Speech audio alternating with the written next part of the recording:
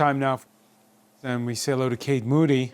We'll stay in the United States, where the focus is on rare earths. Yeah, and apparently turning the page on that tariff talk that was threatening to destabilize some of America's real alliances. Only a few weeks ago, we've seen ministers from the EU, UK, Australia, India, South Korea, the Democratic Republic of Congo, among those who are at the US State Department this Wednesday to discuss a new partnership aimed at breaking China's dominance in rare earths.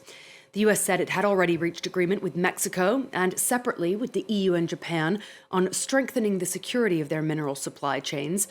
China currently produces nearly 2/3 of the world's rare earths and is responsible for over 90% of the refining process. The UK, EU, and Japan are among those who've already unveiled plans to try and reduce their reliance on China.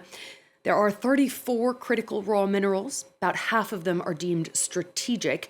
Those include nickel, graphite, cobalt, lithium, and copper, which are used in electronics, semiconductors, renewable energy infrastructure, and defense systems.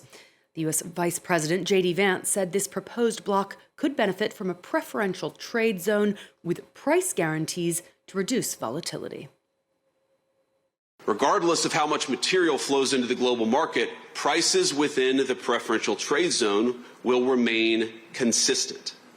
Over time, our goal within that zone is to create diverse centers of production, stable investment conditions, and supply chains that are immune to the kind of external disruptions that we've already talked about. Now, separately, the European Parliament this Wednesday has decided to resume work on a broader trade deal with the United States.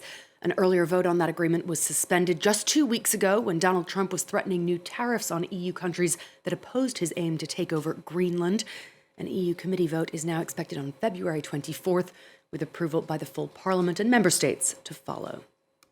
Well, Japan was among the 55 countries attending Wednesday's minerals meeting.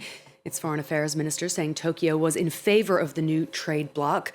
Earlier this week, Japanese teams became the first to retrieve deep-sea mud containing rare earth elements, deposits that were first discovered a decade ago. Yuka Royer has the story. It's been hailed as a scientific feat. Using 600 metal pipes and a deep-sea robot, a scientific mission has retrieved mud containing rare earth elements from the bottom of the sea, 6,000 meters below the surface. A small experimental step, but potentially a giant leap for Japan's quest for mineral sovereignty. To move towards industrialization of rare earth mud mining, we'll have to demonstrate our processing capability as well as its economic viability. But the fact that the mud containing rare earth elements has been collected is a meaningful achievement in terms of economic security and comprehensive ocean development. The drilling took place around a remote Pacific island, but within Japan's exclusive economic zone. Researchers believe some 16 million tons of rare earths are buried in the area. That would make Japan home to the world's third largest reserve of the metals after China and Brazil. The 17 elements located at the bottom of the periodic table are essential for today's industry and technology. Sectors relying on these metals account for around 15% of Japan's GDP. But China has repeatedly used this dominance in the rare earth mining and processing as a diplomatic tool. The government has been trying to diversify its supply, with China's share dropping from 93% in 2009 to 66% last year. Tokyo now hopes to start retrieving 350 tons of mud per day next year and commercialize the mining by 2030.